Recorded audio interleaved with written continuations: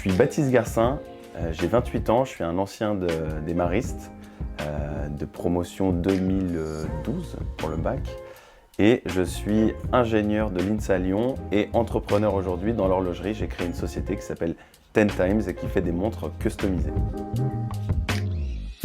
Alors mon meilleur souvenir à Sainte-Marie, je pense que ça reste quand même le dernier jour de terminale quand il y a la fameuse bataille dans les rues de Saint-Paul où c'est un moment assez sympa où tous les élèves sont un petit peu plus on va dire détendus, un petit peu plus dans ce côté festif. Et je dois avouer aussi que les jeux, je crois que c'était une sorte de Jeux olympiques, des Olympiades à la Verpillière. C'était vraiment très très sympa. Je pense que le lieu qui m'a le plus marqué à Sainte-Marie-Lyon, c'est clairement quand j'étais tout petit, je suis arrivé en 6e, c'était ces bâtiments à l'architecture assez exceptionnelle. C'est clairement ce qui m'a le plus marqué et ce qui m'a le plus donné envie, c'est ce cadre dans la nature avec ces bâtiments qui ressortent de nulle part en plein milieu de la verdure. C'est clairement ça qui me plaît le plus. Alors j'ai le souvenir d'une personnalité marquante, oui. C'était mon prof d'histoire géo quand j'étais au collège, je crois que ça devait être en 4e. Je ne sais plus exactement son nom et qui enseignait son cours, mais avec passion. Il vivait, on avait l'impression qu'à chaque fois qu'il nous présentait un moment d'histoire, c'est comme s'il y était. Donc c'était vraiment très passionnant et ça m'a beaucoup marqué.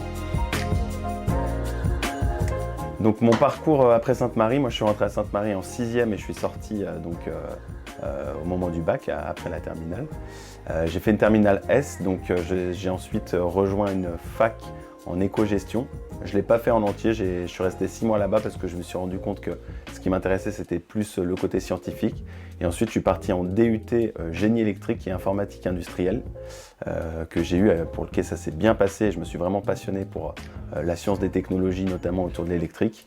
Et du coup ça m'a permis ensuite d'aller directement à l'INSA de Lyon en génie électrique que j'ai fait en alternance pour la société Renault Trucks à Saint-Priest. Alors j'ai peu de contact encore avec les personnes avec qui j'étais à Sainte-Marie, mais en tout cas ceux avec qui j'ai gardé contact, clairement aujourd'hui c'est des amis pour la vie. Donc notamment Clémentine Bellon. Alors j'ai clairement un conseil pour les jeunes alumni. La première chose, enfin le plus grand conseil que je puisse donner, parce que c'est celui que je suis au maximum aujourd'hui, c'est de ne pas se mettre de limites, être audacieux. Si aujourd'hui j'arrive à accomplir le rêve entre guillemets de ma vie, c'est-à-dire de pouvoir créer une société, d'être entrepreneur à plein temps et qui plus est dans ma passion qui est l'horlogerie, c'est parce que j'ai eu l'audace de me dire ok, t'as pas fait des études qui étaient dedans, par contre c'est vrai qu'entre l'atmosphère, on va dire entre le réseau et la manière d'être que j'ai apprise quand j'étais notamment chez les maristes, ça nous donne en fait beaucoup de savoir-être, de savoir-vivre qui sont des éléments complètement clés pour arriver à développer ce qu'on a envie de développer plus tard.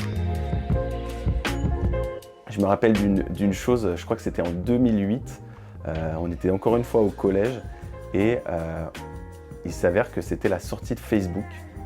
Et c'était un ovni, franchement, on découvrait ce que c'était. Et je me rappelle très bien qu'on discutait, on se disait « Ah, c'est quoi ce truc ? Ah, mais attends, tu peux mettre une photo, tu m'envoies un message. » On pouvait se partager des choses comme ça. Et c'est vrai que c'est quand même un événement assez marquant.